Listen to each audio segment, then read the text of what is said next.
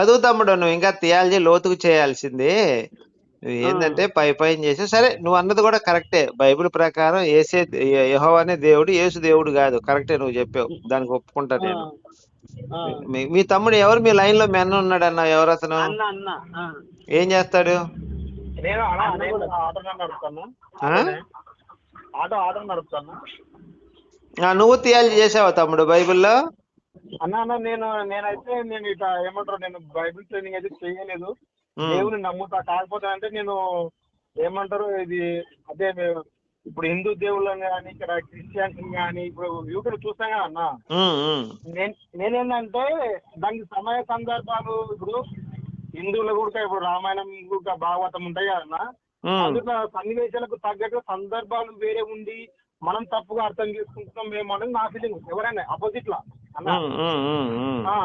నేను దానికే వదిలేస్తా. కానీ మనం డీప్ గా చర్చించే అంత మనకి లేదని నా అభిప్రాయం. ఎందుకంటే మనము అవన్నీ జరిగిపోయిన తర్వాత పుట్టినాం అనేది ఒకటి. మనం డీప్ ఎంత లోతు సెర్చ్ చేసినా కూడా దొరికిందే ఉంటారని నా అభిప్రాయం. కాకపోతే నేను ఏంటంటే ఒకరి మతం మీద ఒకరు ఇట్లా మీ మతంలో ఇది ఉంది అది ఉంది అనేది ఎందుకు పుడత చల్లుకోవడము అనేది, ఒకరు మతాన్ని ఒకరు గౌరవించుకొని, ఇప్పుడు నేను క్రిస్టియన్ అన్న, అలా నాకు ఇతర మతాలు నచ్చరని నా అభిప్రాయం కాదు. అంటే గౌరవిస్తా. హిందువులు కూడా నాకు ఫ్రెండ్స్ ఉన్నారు, ముస్లింల వాళ్ళు కూడా క్రిస్టియన్ ఏమంటారు ముస్లిం వాళ్ళు ఉన్నారు, అందరితో మంచిగా ఉంటా. ఇది ఒకటే పురోగమన అట్లా అది ఉంది ఇది ఉందని ఎందుకు అనేది నాకు అర్థం కాక ఫోన్ చేశాను అన్న. అంటే ఇప్పుడు అన్ని మతాలు సమానం అంటావు తమ్ముడు నువ్వు? మరి అన్న అన్ని మతాలు సమానం అంటావా? నేనేమంటున్నా అన్న, ఇప్పుడు మేము కాదు తమ్ముడు, నా ప్రశ్న ఇప్పుడు నువ్వు చెప్పావు, మరి నేను అడిగిన దానికి కూడా నువ్వు అన్ని మతాలు సమానం అని నువ్వు నమ్ముతున్నావా? అంటే నేను వాస్తవానికి అయితే ఒక అభిప్రాయం వేరే ఉంటుంది కదా, డిఫరెంట్.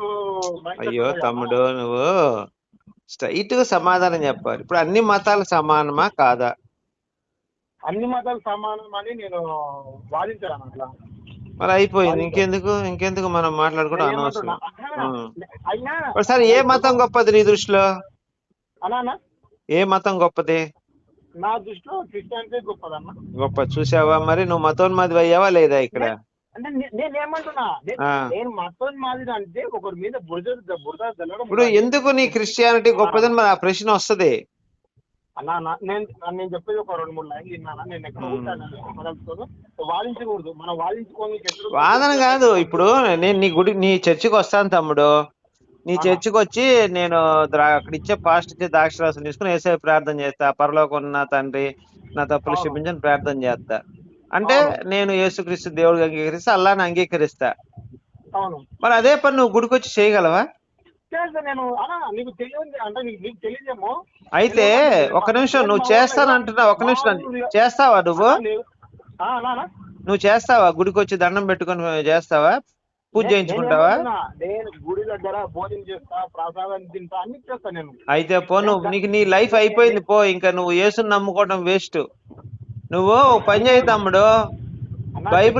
ఇప్పుడు బైబిల్ ఏం చెప్పిందంటే, ఇతర దేవి దేవతలు చేసే పూజలు గాని, అలంకరణలు గాని, వాళ్ళకి ఇచ్చే ప్రసాద్ గాని, బలులు గాని ఏం తీసుకోకూడదు. వాడు క్రైస్తవుడే కాడు. అది నీ అభిప్రాయం. బైబిల్ ప్రకారం చెల్లవు. నీ అభిప్రాయం కాబట్టి నేను దాని గురించి పట్టించుకోను, నాకు అవసరం లేదు.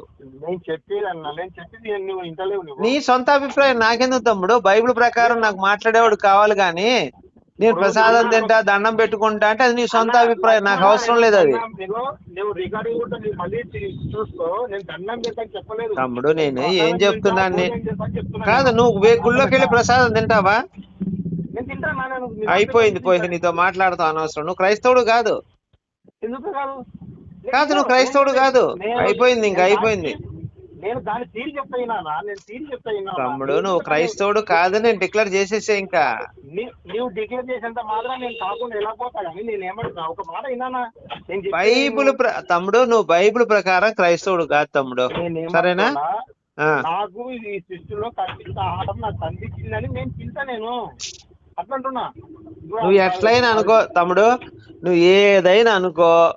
బైబిల్ ఏం చెప్పిందంటే, ఇతర దేవి దేవులు చేసే అలంకరణ చేసుకోకూడదు, వాళ్ళ బలులు ఇచ్చిన అర్పణ తీసుకోకూడదు అంటే నువ్వు చేస్తానంటున్నావు. అది నీ సొంత అభిప్రాయం. నువ్వు క్రైస్తవుడు కాదు నా దృష్టిలో. ఎందుకంటే ఇప్పుడు హిందూ గ్రంథాల ప్రకారం బతికేవాడు హిందువు, బైబిల్ ప్రకారం నేను బతికేవాడు నేను క్రిస్టియన్, ఖురాన్ వాళ్ళు కూడా ప్రకారం విశ్వాసం బతికేవాడు వాళ్ళు ఇస్తే ముస్లిము. నేను నా చేయలేను ఇష్టం వచ్చిన నేను అన్న. బతుకుతా అంటే నువ్వు అసలు దేనికి చెందినోడి కావు మరి. నేను ఏమంటున్నా, నేను నీకు కాలుగుడితో వాదించి నీకు చేయలేదు. ఇట్లా వాదన ఉంటా కాదు అయిపోతుంది కదా. తమ్ముడు, నువ్వు ఇప్పుడు హాస్పిటల్లో ఉంటే పేషెంట్ అంటారు, జైల్లో ఉంటే దొంగ అంటారు, బస్సులో ఉంటే ప్యాసింజర్ అంటారు.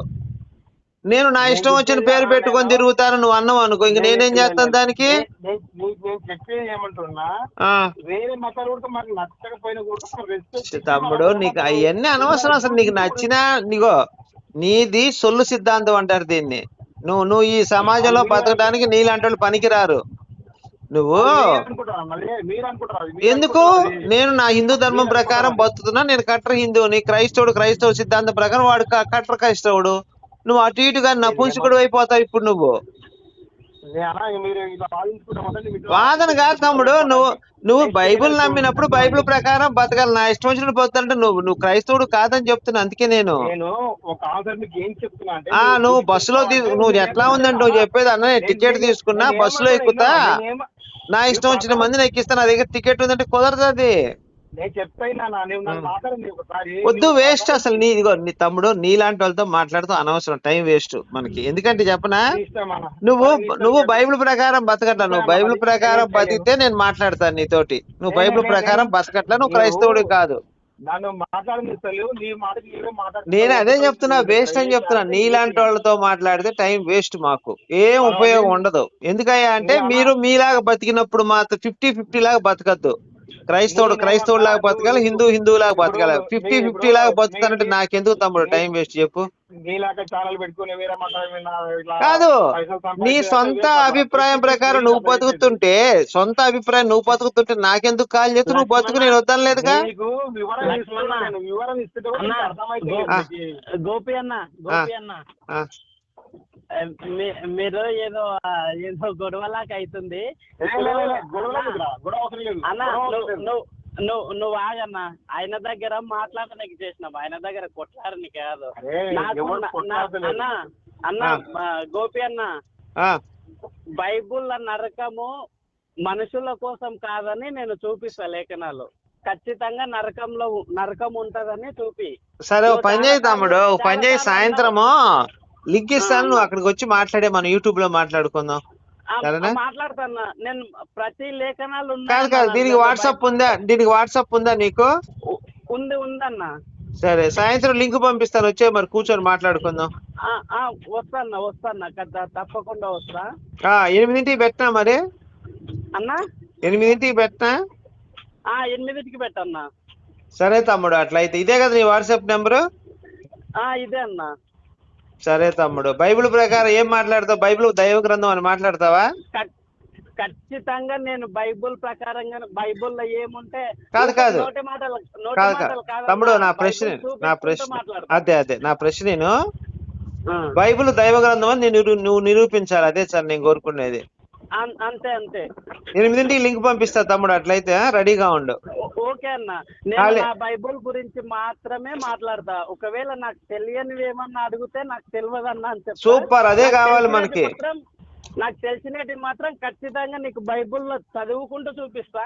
సూపర్. ఈ దేవుళ్ళ గురించి అయితే తెలియదు నాకు. అదే నువ్వు థియాలజీ చేస్తానన్నావు కదా అన్న. నా బైబుల్ గురించి మాత్రమే మాట్లాడతా. ఎందుకంటే నేను మా నాయన గురించి మాత్రమే గొప్ప చెప్తా. మీ నాయన గురించి నాకు తెలియదు. Sir super. అట్లయితే 8ంటికి వచ్చే తమ్ముడు, లింక్ పంపిస్తాను. వస్తాను. 7కైనా పర్లేదా? 7కు అయినా పర్లేదు. సరే తమ్ముడు, అట్లయితే ఓకే అన్న. నేను నీకు 5ంటికి అట్లా మెసేజ్ పెడతా, రెడీగా ఉండు తమ్ముడు అని. ఓకే అన్న. సరే తమ్ముడు, ఓకే రైట్. ఓకే అన్న.